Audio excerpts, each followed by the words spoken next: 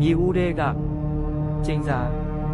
ညံဖက်လာပြေဝင်ကြီးအောက်မှာထူးဆန်းတို့မိသားစုဝင်တွေအိမ်ရှိခြံဝင်းထဲမှာရေနွေးတောက်ရင်းထွေရလေးပါပြောနေကြတယ်။လေငင်းတို့ကတည့်ရွက်တွေကိုတိုးလှုပ်ရှားနေတဲ့အချိန်အဖိုးကသူ့ရဲ့ငယ်ဘဝကကြုံတွေ့ခဲ့ရတဲ့အံ့ဖွယ်ဖြစ်ရတဲ့တစ်ခုကိုစပြောဖို့နှုတ်ဖွင့်လိုက်တယ်။ငါသားတို့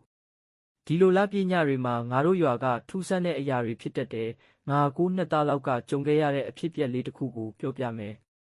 အဲ့ဒီတုန်းကငါတို့ရွာမှာမြေအိုးလုတ်တဲ့ဥပိုးလက်ဆိုတဲ့သူရှိခဲ့တယ်။သူကမြေအိုးတွေကိုတစ်သားပြပေါ်မှာလှမ်းထားတတ်တယ်။တညမှာတော့ငါနဲ့မောင်ထွေးလို့ညနေခင်းမှာသူ့အိမ်နာကဖြတ်သွားတဲ့အခါအဲ့ဒီမြေအိုးတွေထဲကတလုံးကလူတစ်ယောက်ရဲ့အော်တန်လိုမျိုးကဲပါဆိုတဲ့အတန်ထွက်လာတယ်။ငါတို့လဲကြောက်တော့ခြေကုန်ပြေးတာပေါ့။ငါတို့ထိတ်လန့်ပြေးချိန်နောက်မှကလေးတို့မကြောက်နဲ့ငါ့ကိုကူညီပါဟုသောနူးညံ့သည့်အတန်ကိုကြားလိုက်ရသည်။နောက်နေ့မနက်မှာဦးဖိုးလက်ရဲ့ဆိုင်ကိုတွားကြည့်တော့သူကမြေအိုးတွေကိုဖျက်ပစ်နေတယ်။သူမျက်နှာမကောင်းဘူး။ဒီမြေအိုးတွေမှာဝိညာဉ်တွေပါနေပြီ။လူတစ်ယောက်တည်းပြောနေတယ်။ဒါပေမဲ့သူမသိခဲ့တာကသူဖျက်ဆီးရမယ့်အိုးတွေထဲမြေအိုးတစ်လုံးကပျောက်နေတယ်။အဲ့ဒီမြေအိုးကဘယ်ရောက်သွားတာလဲအဖိုး။အဖိုးကသူ့ရဲ့ကြောဘက်ကဝါတောင်ထဲကနေမြေအိုးဟောင်းတစ်လုံးကိုထုတ်ပြလိုက်တယ်။ဒီဟာပဲ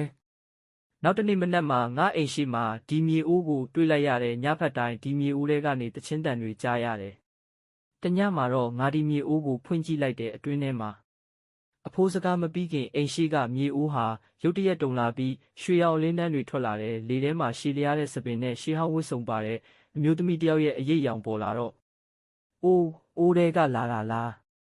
ထူးဆန်းကလက်ပြန်သွားလို့အော်လိုက်မိတယ်။အမျိုးသမီးရဲ့အတန်ကတုန်ရင်နေပေမဲ့နူးညံ့တယ်။ကျေးဇူးတင်ပါတယ်။ငါ့ကိုကယ်တင်တဲ့သူတို့ရေငါဒီမြေအိုးထဲမှာနှစ်ပေါင်း60လုံးပုံနေရတာ။အိုးကွဲတိုင်းနောက်ထပ်60နှစ်ထပ်နေရတယ်ဒီတစ်ခါတော့မင်းတို့ရဲ့စေတနာကြောင့်လွတ်သွားပြီ။သူမလှပစွာပြုံးပြီးလေထဲမှာတဖြည်းဖြည်းပျောက်ကွယ်သွားတယ်။နောက်ဆုံးမှငါရဲ့ကျေးဇူးကိုဒီရွှေရောင်ပန်းလေးနဲ့ပြန်ဆက်မယ်ဆိုတဲ့စကားတန်ပဲကြံ့ရစ်ခဲ့တယ်။အဖိုးက